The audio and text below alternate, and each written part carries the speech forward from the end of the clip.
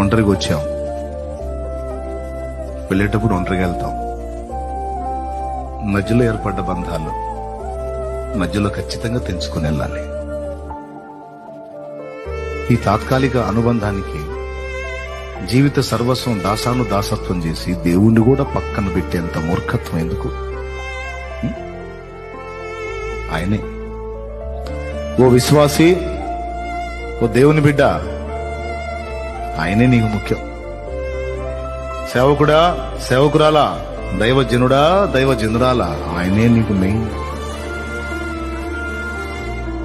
పరిచర్య చేస్తున్న పరిచారకుడా, పరిచారకురాలా, దేవుడే నీకు